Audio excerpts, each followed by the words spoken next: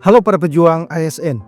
Kali ini kita akan membahas sesuatu yang sangat menarik, yaitu mekanisme penentuan kelulusan pada seleksi P3K tahun 2024. Di mana seperti yang telah kita ketahui bahwa pelaksanaan seleksi kompetensi berbasis CATBKN pada seleksi P3K periode 1 telah dilaksanakan pada tanggal 2 Desember hingga 19 Desember tahun 2024. Dan berdasarkan jadwal dari BKN, untuk pengumuman hasil seleksi P3K periode 1 pada tanggal 24 Desember hingga 31 Desember tahun 2024. Sesuai Kemenpan RB nomor 347, 348, dan 349 tahun 2024 tentang mekanisme seleksi P3K tahun 2024, di mana penentuan kelulusan berdasarkan peringkat terbaik hasil seleksi kompetensi berbasis CATBKN bagi instansi yang tidak melaksanakan seleksi kompetensi teknis tambahan.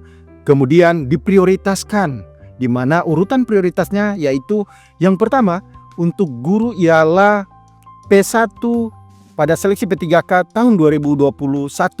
Kemudian untuk kesehatan ada bidan pendidik tahun 2023. Setelah urutan itu kemudian yang kedua adalah tenaga honorer X kategori 2. Dan selanjutnya ialah tenaga non-ASN atau honorer yang terdaftar pada basis data pendataan BKN tahun 2022. Mari kita studi kasus. Misalnya ada satu formasi guru mapel IPA, kemudian pelamarnya berjumlah 3 orang. Dari 3 pelamar ini, 1 pelamar adalah honorer kategori 2. Kemudian 2 lainnya adalah honorer yang masuk pendataan BKN tahun 2022.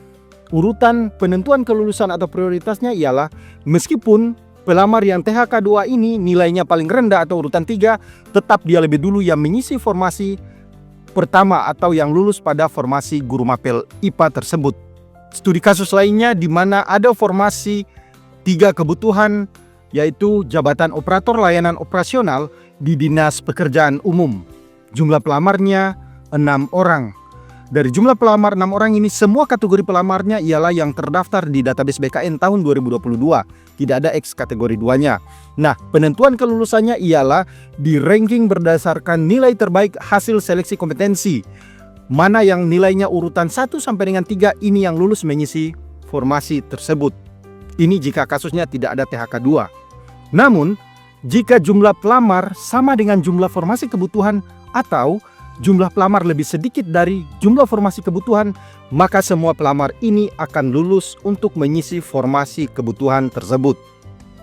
Sekarang, bagaimana nasib bagi tenaga non-ASN atau honorer yang tidak lulus seleksi P3K atau tidak mendapatkan formasi, atau bagi honorer yang di daerahnya tidak membuka seleksi P3K tahun 2024? Nah, berdasarkan Kemenpan RB dan surat edaran dari Kemenpan RB, dapat dipertimbangkan menjadi P3K penuh waktu atau paruh waktu di tahun selanjutnya, dengan syarat yang bisa dipertimbangkan diangkat menjadi P3K paruh waktu di tahun selanjutnya hanyalah yang pertama, tenaga non-ASN atau honorer yang masuk pendataan tenaga non-ASN tahun 2022.